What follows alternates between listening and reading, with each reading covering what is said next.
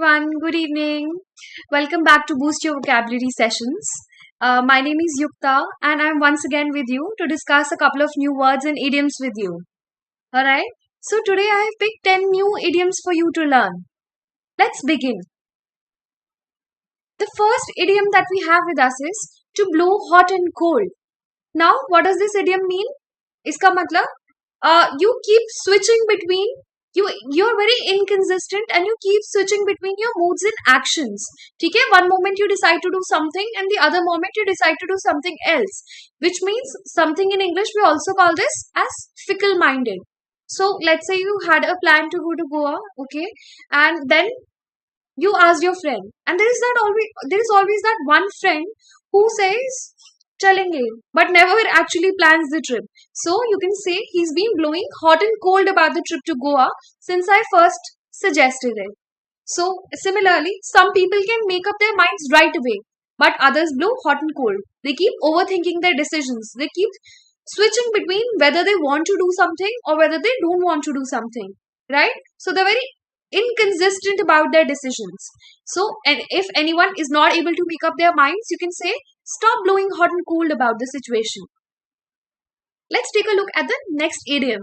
So, second idiom for today is looking at your laurels. A lot of our parents keep telling us that it's easy to become successful, but it's actually difficult to maintain that success. So, that is precisely what the meaning of this idiom is. That you have to keep on working to keep your success, to keep your positions. So हम बहुत बारी world championships में देखते हैं, a lot of commentators keep saying, will they be able to retain their title as a world champion? Will they be able to retain their title as the strongest competitor, or will the ruling party manage to remain in that position, right? So they have to keep on working to retain their position. So let's take a look at the example sentence. Looking at one's laurels is the only way of succeeding in life. Which means अगर तुम complacent हो जाओगे तो तुम succeed नहीं कर पाओगे. Do you remember that story of the rabbit and the tortoise? उसमें यही तो हुआ था. Rabbit became complacent. Means rabbit thought कि मैं तो बहुत अच्छा हूँ ही races में, so I'll be able to do it. So the moment he became complacent, he could not win that competition and he could not keep his position as the one who won the race, as a winner. So he had to keep looking at his laurels to remain the fastest runner, right? Similarly, if she performs well in the championships, her rivals will have to look to their laurels. It means they will have to work harder to either reach that success or to retain their position even as the rival. Right? Because if she keeps on performing well, she will be the one who wins. She will be the one who succeeds. Right? So that's looking at your laurels. Let's say you get admission in a very good college, but you have to keep looking at your laurels to succeed in life so that you get a good job or you start a good business of your own. Right? Let's take a look at the third idiom for today. That is up a creek without a paddle. Creek क्या होता है? Creek is a river with a very strong flow. ठीक है? अब सोचो एक बहुत strong river है और तुम वहां पे फंस गए एक boat में and you don't even have a paddle. So what would you say? I got stuck in a very misfortunate situation. I got stuck in a very unlucky situation. ठीक है? Let's take a look at the sentence. Dan tried to dine and dash yesterday at a Chinese place, but he was stopped by the waiters. Guess he was up a creek without a paddle yesterday, which means he had already tried doing that earlier and in all those times he succeeded. But today he became unlucky and he was caught by the waiters while trying to dine and dash. So he was up a creek without a paddle. Okay, let's say it's just night before the exam, okay, and you did not study a lot. And now you're thinking सिर्फ important topics कर लेते हैं, शायद कुछ तो marks आ ही जाएंगे, passing marks तो आ ही जाएंगे. So out of 10 you managed to do 5 chapters, but somehow it turns out कि बचे हुए 5 chapters में से questions आ गए. So you would say you were up a creek without a paddle. You were stuck in an unlucky situation. Second sentence, customers feel that they have been left up the creek without a paddle by the bank. तो काफी बार हम लोग के साथ ऐसा होता है, right? That we go to the bank and the manager is not there, and although we are trying to get our work done, but somehow something gets stuck. Maybe our paperwork is not right or something, and therefore we feel like, oh, we are unlucky again today. Kam aaj bhi nahi ho paya. So we say that I tried getting my work done, but I was up a creek without a paddle. Yeah. Let's take a look at the fourth idiom for the day. In the fast lane. What do you mean by in the fast lane? That means a life that is filled by excitement, even if it is slightly dangerous. Yeah. So do you remember Bunny from Ye Jawani Hai Diwani? So he lived his life in the fast lane.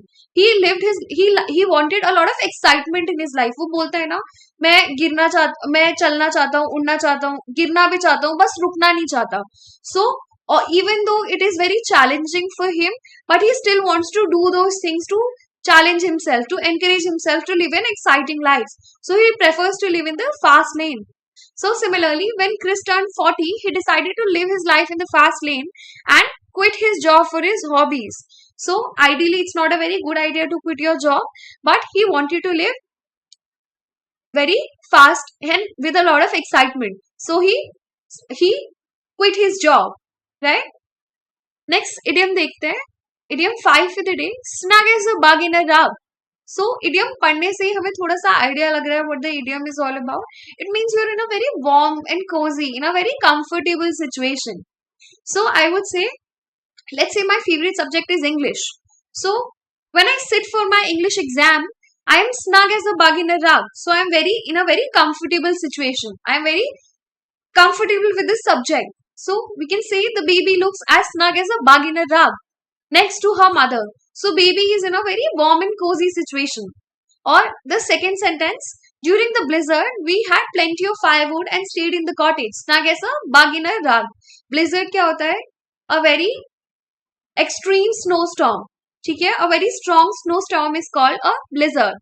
So even the sentence very clearly suggests that you were in a warm and cozy place at the time. Let's take a look at the next idiom that we have.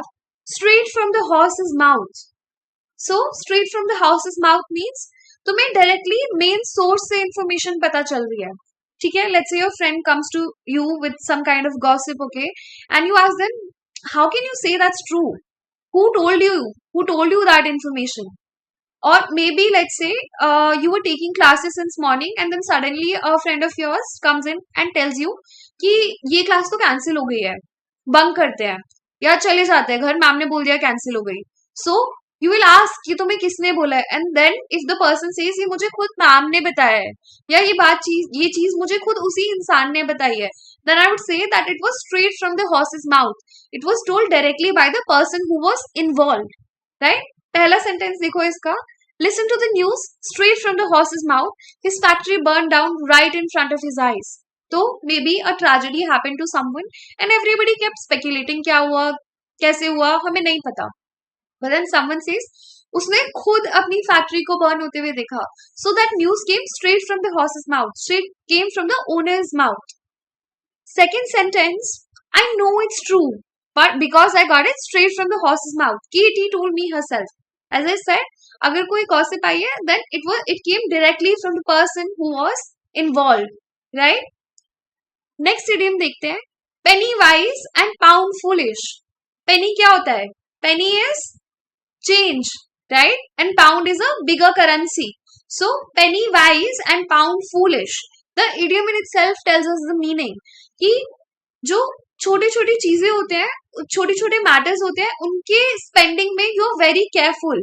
And जो pounds जब बहुत सारे पैसे spend करने की बात आती है, किसी इंपॉर्टेंट मैटर की बात आती है, तो at that time you spending lavishly, you being very foolish और wasteful in that expenditure. Have you all watched Mr. Bean, right? Mr. Bean कभी देखा है हमने बचपन में. So do you remember that episode in which he celebrates Teddy's birthday? Yeah. So in that, although he would not have spent a lot of money if he had bought Teddy a cupcake or even a bunch of balloons for that matter, but what he does is instead of buying a bunch of balloons, he buys only a single balloon, and instead of buying him a burger for lunch, he buys him a single packet of ketchup. So when he had to make trivial purchases, he spends them very carefully. He thinks about it a lot. But in another episode, he ends up buying a grand piano.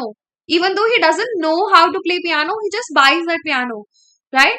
So he was extravagant in spending a lot. So penny wise and pound foolish. So if you look at the sentence, the plans to cut funding are penny wise and pound foolish.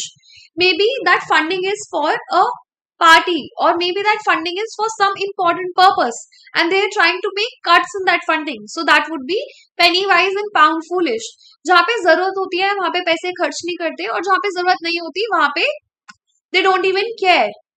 Second sentence, that man eats ramen noodles for dinner, but for his dog he threw a big party. He is indeed penny wise and pound foolish. Eating ramen noodles for dinner every day kind of indicates that you are sort of tight on the budget. ठीक है, you're living on the shoestrings. Being tight on budget or having not having a lot of money is living on the shoestrings. So somebody who's eating ramen noodles for the day, throwing a party for the dog does not make a lot of sense, right? So we would call that person penny wise and pound foolish. Next idiom, play by the ear. So कभी कभी हम ऐसे situation में होते हैं जहाँ पे हम प्लान नहीं करते, we just think जो होगा देखा जाएगा. So that is precisely what play by the ear is. When you do not plan anything, you just go with your instincts. You just go with whatever comes to your mind or wherever the flow takes you. ठीक है? So I just went to Canada and did everything by the ear. No itinerary and no schedules. I did not plan anything. So, or I could say I don't like planning my trips. I like playing it by the ear. So, मेरे को मजा नहीं आता. I just make impromptu plans. Whenever I go somewhere, I don't decide I will go to this place, I will eat this, I will do that. I will just decide impromptu. Maybe we'll end up having a lot of fun. Yeah? Or we can't make a decision yet. Let's just play it by the ear. So, let's say, once again, you at 3 in the morning, you find out कि कल एक surprise test है school में. Now you don't have a lot of time to plan or study for that test, right? So you decide, ठीक है, it's okay, we'll just play it by the ear. We'll see what happens tomorrow. Next idiom for the day is to go cold turkey. To go to cold turkey means to suddenly quit a addictive or a very dangerous behavior. Generally, we use to go cold turkey in terms of smoking. So let's say if somebody is smoking and they suddenly decide to quit, that means they went cold turkey on it, right? But however, we can also use it to refer to other addictive or dangerous behaviors. So when you suddenly stop doing something, as my exams neared, I went cold turkey on Instagram. I realized that I'm wasting a lot of time on Instagram, so I decided to go cold turkey. I decided to completely quit using social media or quit using Instagram. No one could believe that my father left eating sweets. He was so fond of sweets that no one believed, because he suddenly stopped eating sweets altogether. And why did he do that? He went cold turkey when the doctors told him that he had diabetes. So that it became a dangerous behavior. So he went cold turkey about it. Right? Let's take a look at the next idiom, that is swan song. Swan song seems a little, fanciful and a little rare, right? Nobody has heard swan song. So swan song is generally the last piece of work of an artist before his or her death. So generally the artists make a big deal out of the last thing that they're doing. Okay? In most of the cases, if somebody, let's say somebody is taking retirement from cricket, it becomes a big news. Everybody knows that this is going to be their last match. After that, they're going to take retirement. So that particular match would be their swan song. So can I say this painting was M.F. Hussein's swan song. This painting was M.F. Hussein's last work before he died, right? I competed in the Commonwealth Games in Christchurch, which was my swan song. Sometimes we don't know what our swan song is going to be. We just suddenly have to retire, right? So in that context also we use swan song. Alright guys, I hope you enjoyed learning these 10 new idioms for the day.